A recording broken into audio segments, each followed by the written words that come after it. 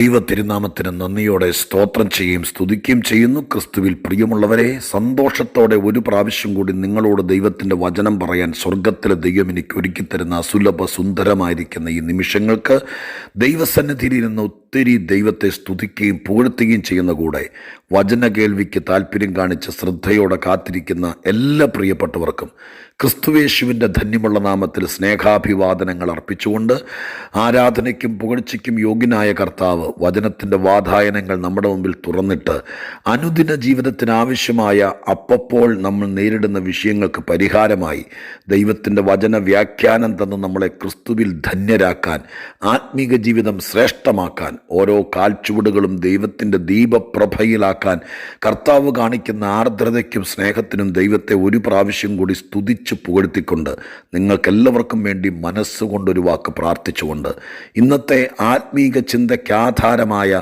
ദൈവത്തിൻ്റെ വചനം പങ്കുവയ്ക്കാൻ കർത്താവിൽ ശരണപ്പെടുന്നു. ഇന്ന് സദൃശ്യവാക്യങ്ങളിൽ നിന്നാണ് വാക്യം വായിക്കാൻ ആഗ്രഹിക്കുന്നത്. സദൃശ്യവാക്യങ്ങൾ 15-ാം അധ്യായം 15-ാമത്തെ വാക്യം ഞാൻ നിങ്ങളെ വായിച്ചു കേൾപ്പിക്കാം. സദൃശ്യവാക്യങ്ങൾ 15:15. അരിഷ്ടൻ്റെ ജീവനാൾ ഒക്കെയും കഷ്ടകാലം, സന്തുഷ്ട ഹൃദയനോ നിത്യം ഉത്സവം. എന്നോട് പറയാം, അരിഷ്ടൻ്റെ ജീവനാൾ ഒക്കെയും കഷ്ടകാലം, സന്തുഷ്ട ഹൃദയനോ നിത്യം ഉത്സവം. ഈ വാക്യത്തിൽ രണ്ട് തരം ആളുകളെ ചൂണ്ടിക്കാണിക്കുകയാണ്. ഒന്ന് അരിഷ്ടൻ, രണ്ട് സന്തുഷ്ട ഹൃദയൻ. വേദപുസ്തകം ഒരുപാട് തരം മനുഷ്യനെ എടുത്തു കാണിക്കുന്നുണ്ട്. ഒത്തിരി തരം മനുഷ്യൻ: പഴയ മനുഷ്യൻ, പാപിയായ മനുഷ്യൻ, പുതിയ മനുഷ്യൻ, അരിഷ്ട മനുഷ്യൻ. അങ്ങനെ ഒത്തിരി മനുഷ്യനെക്കുറിച്ച് പറയുന്നുണ്ട്. ഒരുപാട് മനുഷ്യനെക്കുറിച്ച് പറയുന്നുണ്ട്. ഈ മനുഷ്യനെയൊക്കെ ദൈവം സൃഷ്ടിച്ച, ദൈവത്തിൻ്റെ സദൃശ്യത്തിനും സ്വരൂപത്തിനും സൃഷ്ടിച്ച മനുഷ്യനെ പല വിധത്തിൽ തകർത്ത് കളഞ്ഞു. ഇന്ന് മനുഷ്യൻ പല കാറ്റഗറിയിലാണ്. ഒരുപാട് ആളുകൾ പാപിയായ മനുഷ്യൻ്റെ ഗണത്തിൽപ്പെടും. ഒരുപാട് ആളുകൾ ദൈവത്തിൻ്റെ മനുഷ്യൻ എന്ന വകുപ്പിൽപ്പെടും. ഒരുപാട് ആളുകൾ ആ പഴയ മനുഷ്യനായി തന്നെ ജീവിക്കുകയാണ്. ഒരുപാട് ആളുകൾ പുതിയ മനുഷ്യനായി മാറിക്കഴിഞ്ഞു. ഒരുപാട് ആളുകൾ ആത്മീക മനുഷ്യനായി തീർന്നു. അങ്ങനെ ഒത്തിരി കാര്യങ്ങൾ, എത്രയോ കാര്യങ്ങളാണ് വേദപുസ്തകത്തിനകത്ത് പറയപ്പെട്ടിരിക്കുന്നത്. ഇരുമനസ്സുള്ള മനുഷ്യൻ, കഷ്ടം സഹിക്കുന്ന മനുഷ്യൻ, സൽഗുണപൂർണനായ മനുഷ്യൻ. ഇങ്ങനെ വചനത്തിൽ മനുഷ്യനെ എത്ര കാറ്റഗറിയിലാണ് പെടുത്തിയിരിക്കുന്നതെന്നറിയാമോ? വചനമായി പഠിക്കുമ്പോൾ ലോകത്തിലെ ഒരു ശാസ്ത്രീയ ഗ്രന്ഥത്തിനോ 100 പേർ ചേർന്നെഴുതിയ, 100 ബുദ്ധിരാക്ഷസന്മാർ ചേർന്നെഴുതിയ ഉജ്ജ്വല പുസ്തകത്തിനൊന്നും തരാൻ കഴിയാത്തത് പരിശുദ്ധാത്മാവിനാൽ എഴുതപ്പെട്ടിരിക്കുന്ന വിശുദ്ധ ബൈബിളിനകത്ത് നമുക്ക് കണ്ടെത്താൻ കഴിയും. ഞാൻ ഏത് വകുപ്പിൽപ്പെട്ട മനുഷ്യനാണെന്ന് കണ്ടെത്തുന്നതാണ് ഏറ്റവും അധികം ഭാഗ്യമെന്ന് പറയുന്നത് കേട്ടോ. നമ്മൾ ഈ വാക്ക് പറയുമ്പോൾ നിങ്ങളെ ഞാൻ നിർബന്ധിക്കുകയാണ്. വേദപുസ്തകത്തിനകത്ത് ഒരുപാട് തരം മനുഷ്യനെക്കുറിച്ച് എഴുതിയിട്ടുണ്ട്. മനുഷ്യൻ എന്നത് വിശുദ്ധ ബൈബിളിൻ്റെ ഏറ്റവും പ്രധാനപ്പെട്ട പ്രഭാഷണ വിഷയമാണ്. ഏറ്റവും പ്രധാനപ്പെട്ട ചിന്തനീയമായിരിക്കുന്ന വിഷയമാണ് മനുഷ്യൻ. ദൈവത്തെയും മനുഷ്യനെയുമാണ് വേദപുസ്തകം ഏറ്റവും അധികം കൈകാര്യം ചെയ്യുന്നത്. സാത്താനെ അല്ല. പിശാചിനെക്കുറിച്ച് വളരെ ചുരുക്കം ചില കാര്യങ്ങൾ പറഞ്ഞിട്ടുണ്ട്. പക്ഷേ ബൈബിളിൽ ഏറ്റവും അധികം പറയപ്പെട്ടിരിക്കുന്നത് മനുഷ്യനെക്കുറിച്ചും ദൈവത്തെക്കുറിച്ചുമാണ്. മനുഷ്യനും ദൈവവുമായിട്ടുള്ള ബന്ധമാണ് വിശുദ്ധ ബൈബിളിൻ്റെ പ്രേമകാവ്യം, പ്രമേയം എന്ന് വേണമെങ്കിൽ പറയാം. അപ്പം മനുഷ്യനെക്കുറിച്ച് പരാമർശിക്കപ്പെട്ടിരിക്കുകയാണ്. മനുഷ്യൻ നന്നാവണം. മനുഷ്യൻ്റെ അധപ്പതനത്തിൻ്റെ കാരണം എന്താണ്? മനുഷ്യൻ രക്ഷപ്പെടാത്തത് എന്തുകൊണ്ടാണ്? മനുഷ്യൻ എത്രയോ വിഷയങ്ങളാണ്. ഒരായുസ് പഠിച്ചാൽ തീരാത്ത പ്രൗഢഗംഭീരമായിരിക്കുന്ന വിഷയങ്ങളാൽ അലങ്കൃതമായിരിക്കുന്ന വിശുദ്ധ തിരുവെഴുത്തിനെ നെഞ്ചോട് ചേർത്ത് വെച്ച് സ്തോത്രം ചെയ്യുകയാണ്. അത്രയ്ക്ക് സ്നേഹിക്കുന്നു ദൈവത്തിൻ്റെ വചനത്തെ, അത്രയ്ക്ക് അറിവ് നൽകുന്നു ദൈവത്തിൻ്റെ വചനം. അപ്പോൾ ഇവിടെ പറയപ്പെട്ടിരിക്കുന്ന രണ്ട് തരം മനുഷ്യനെക്കുറിച്ചാണ്. ഒന്ന് അരിഷ്ടൻ, രണ്ട് സന്തുഷ്ട ഹൃദയൻ. അരിഷ്ടനെക്കുറിച്ച് പറഞ്ഞിരിക്കുന്നത് എങ്ങനെയാണ്? അരിഷ്ടൻ്റെ എല്ലാ നാളും, ദവരിയുടെ ഓരോ ദിവസവും കഷ്ടകാലമായിരിക്കും. അരിഷ്ടൻ്റെ ഓരോ നാളും കഷ്ടകാലം ആയിരിക്കും. കഷ്ടകാലം എന്ന് പറയുന്ന ഒന്നുണ്ട്. ഇടയ്ക്കൊക്കെ നമുക്കും ചിലപ്പോൾ കഷ്ടമായി പോയി എന്ന് പറയേണ്ട സ്ഥിതി വന്നേക്കാം. പക്ഷെ എല്ലാ ദിവസവും കഷ്ടകാലമാണോ? എന്നും നഷ്ടം, എന്നും ചീത്ത കേൾക്കുക, എന്നും വഴക്കുണ്ടാകുക, എന്നും എന്തെങ്കിലും നഷ്ടം. ഒരു ദിവസം വണ്ടി എന്നെവിടെയെങ്കിലും തട്ടി, അടുത്ത ദിവസം കാലി എന്നെവിടെയെങ്കിലും തട്ടി, അപ്പോൾ സ്റ്റിച്ച് ഇടാൻ പോകണ്ടേ, കാശ് പോകത്തില്ലേ. പിറ്റേ ദിവസം കൊച്ചെവിടെയെങ്കിലും ഉരുണ്ട് വീണു, അടുത്ത ദിവസം നമ്മുടെ കയ്യിൽ നിന്ന് ഓഫീസിൽ എന്തെങ്കിലും പ്രധാന സാധനം നഷ്ടപ്പെട്ടു. ഇതിനെല്ലാം നമ്മൾ മനോദുഃഖം അനുഭവിക്കണ്ടേ? ചീത്ത കേൾക്കുക, വഴക്കുണ്ടാകുക, വഴിയെ പോകുന്ന കേസ് പോലും കയറി വരിക, എല്ലാ ദിവസവും കഷ്ടകാലം.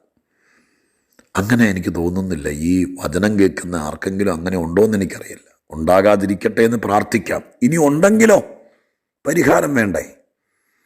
ഈ വാക്ക് ശ്രദ്ധിച്ചാൽ എന്താ കാണാൻ കഴിയുന്നത്? എല്ലാ ദിവസവും കഷ്ടകാലം. കഷ്ടകാലം മാറ്റാൻ വേണ്ടി നമ്മളിനി എന്തെല്ലാം കൈക്രിയകൾ ചെയ്തു നടന്നാലും ഈ വാചകം കണ്ടോ, ആള് ആണ് പ്രശ്നം. കാരണം എന്താ? ഇവൻ എല്ലാ ദിവസവും കഷ്ടകാലമാകാൻ കാരണം ഇവൻ അരിഷ്ടനായതുകൊണ്ടാ. അരിഷ്ടൻ എന്ന വാക്ക് നിങ്ങൾക്ക് വേദപുസ്തകത്തിൽ പലയിടത്തും കണ്ടിട്ടില്ലേ? അരിഷ്ട മനുഷ്യൻ. റോമാലേഖനം 7-ാം അധ്യായത്തിലാണ് ഒരു ദീനരോധനം കേൾക്കാം. അയ്യോ, ഞാൻ അരിഷ്ട മനുഷ്യൻ, ഈ പാപത്തിന് അധീന, മരണത്തിന് അധീനമായ ശരീരത്തിൽ നിന്ന് എന്നെ ആര് വിടുവിക്കും? അരിഷ്ട മനുഷ്യൻ അയ്യം വിളിക്കുന്നവനാണ്. അരിഷ്ട മനുഷ്യൻ വേദനയുള്ളവനാണ്. അരിഷ്ട മനുഷ്യൻ സങ്കടമുള്ളവനാണ്. ആ മനുഷ്യൻ കിടന്ന് അയ്യം വിളിക്കുകയാണ്. അരിഷ്ട മനുഷ്യൻ എന്ന് പറയുന്നത് ബൈബിളിൽ പ്രത്യേകം പഠിക്കേണ്ടതാട്ടോ. എനിക്ക് 5-6 മിനിറ്റ് കൊണ്ട് അതിനെ വിശദീകരിക്കാൻ പറ്റുകയില്ല. നിങ്ങൾ റിസർച്ച് ചെയ്യണം, ആരാണ് അരിഷ്ട മനുഷ്യൻ. ബൈബിൾ തപ്പണം, ബൈബിൾ ഡിക്ഷണറി തപ്പണം, ഗൂഗിൾ തപ്പണം, കിട്ടുന്നിടത്ത് നിന്ന് എടുക്കണം. അതിനെക്കുറിച്ച് ഒത്തിരി വ്യാഖ്യാനങ്ങളുണ്ട്. മോശെ ഒരിക്കൽ ദൈവത്തോട് കരഞ്ഞു, ഞാൻ എൻ്റെ അരിഷ്ടത കാണരുതേ. കാരണം അരിഷ്ടത വന്നാൽ പിന്നെ അഭിമാനം നഷ്ടപ്പെടുകയാണ് അരിഷ്ടത. അപ്പോൾ ഈ വാക്യത്തിനകത്ത് പറയപ്പെട്ടിരിക്കുന്നത്, അല്ലെങ്കിൽ വേദപുസ്തകം പറയപ്പെടുന്ന അരിഷ്ട മനുഷ്യൻ എന്ന് പറയുമ്പോൾ ഒന്നിനും ഒരു സ്ഥിരതയില്ലാത്ത, രണ്ടും കെട്ട മനുഷ്യൻ എന്നൊക്കെ നമ്മൾ പറയുകയല്ലേ. കാലത്തൊരു കാര്യം പറയും, വൈകുന്നേരം ആ തീരുമാനം നടപ്പിലാക്കാൻ പറ്റുകയില്ല, ഉറച്ചു നിൽക്കാൻ പറ്റുകയില്ല. നമുക്കൊക്കെ പലതും പറ്റിയത് എന്തുകൊണ്ടാണെന്നറിയാമോ? ദൈവസന്നിധിയിൽ ഒരു തീരുമാനമെടുത്തു, ആ തീരുമാനത്തിൽ നമ്മൾ ഉറച്ചു നിന്നു.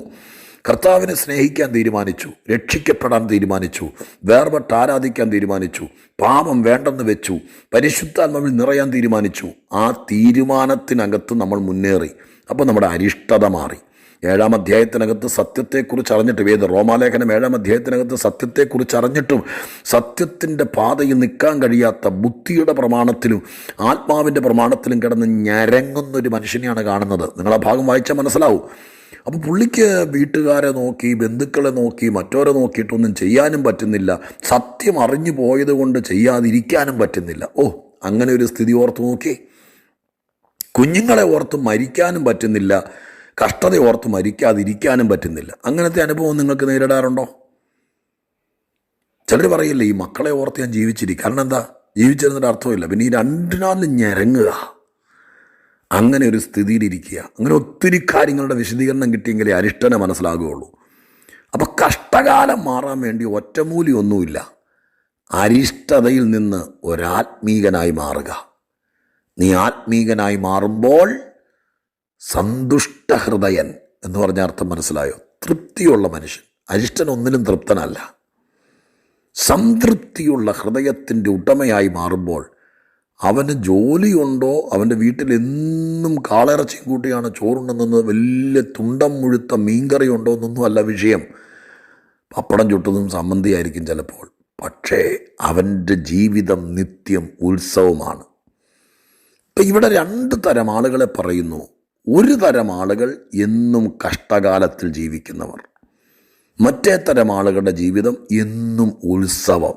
ആ ഉത്സവം എന്ന് പറഞ്ഞാൽ എന്താ? ആഘോഷമല്ലേ? ആനന്ദവും ആഘോഷവും, ഒച്ചയും ബഹളവും, ബന്ധുക്കളും പ്രിയപ്പെട്ടവരൊക്കെ വന്ന് സന്തോഷിച്ച്, അയ്യോ അതിഥി സൽക്കാരം, ആഹാരം എല്ലാം കൊണ്ട് സന്തോഷമല്ലേ? ബിസിയല്ലേ ഉത്സവ ദിവസങ്ങളിൽ? ചുമ്മാ മുഖം മാടി താടിക്ക് കൈ കൊടുത്തിരിക്കുകയല്ലോ.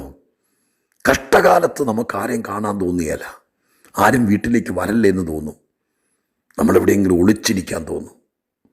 ജീവിതം മടുക്കും. എന്നാൽ ഉത്സവ ദിവസത്തിൽ ജീവിതം മടുക്കുവാണോ? അല്ല. ഒത്തിരി പേര് കാണുന്നു, വരുന്നു, സന്തോഷിക്കുന്നു, ചിരിക്കുന്നു, പുറത്തു വരുന്നു, മിണ്ടുന്നു. എന്തൊക്കെ കാര്യങ്ങളാണ് ഉത്സവ ദിവസം. ഞാനിവിടെ ചുരുക്കാൻ ശ്രമിക്കുമ്പോൾ ഇങ്ങനെ പറയട്ടെ, ഒരുപാട് തരം ആളുകൾ ഈ ലോകത്തിലുണ്ട് ദൈവമക്കളെ.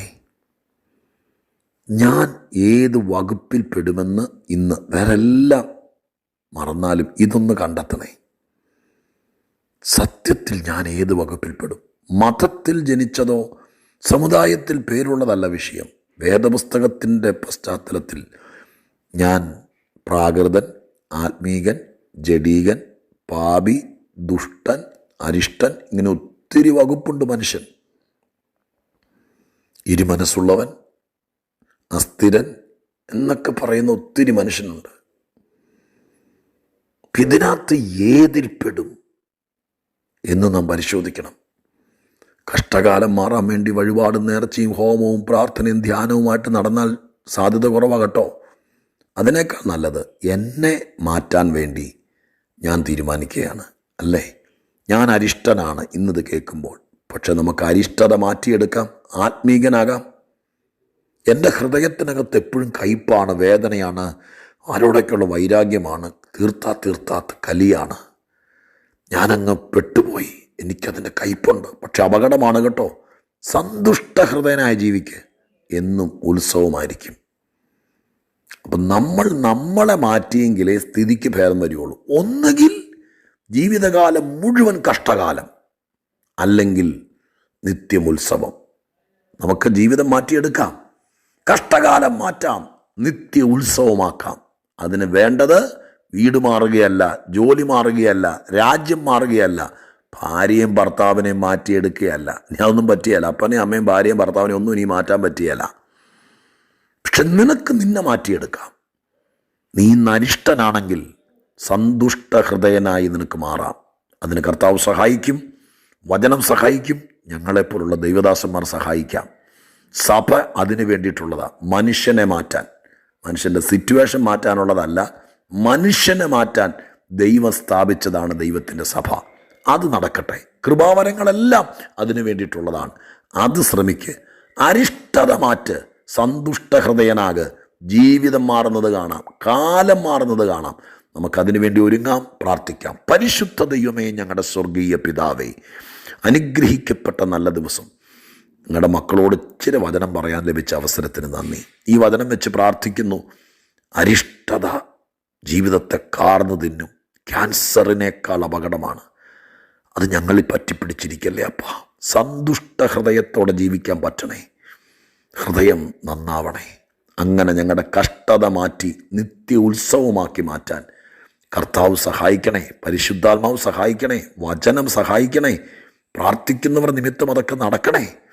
ദൈവം അത് ചെയ്യുന്നതിനായി സ്തോത്രം. യേശുവിൻ നാമത്തിൽ അപേക്ഷിക്കുന്നു, കേൾക്കണേ സ്വർഗീയ പിതാവേ. ആമേൻ.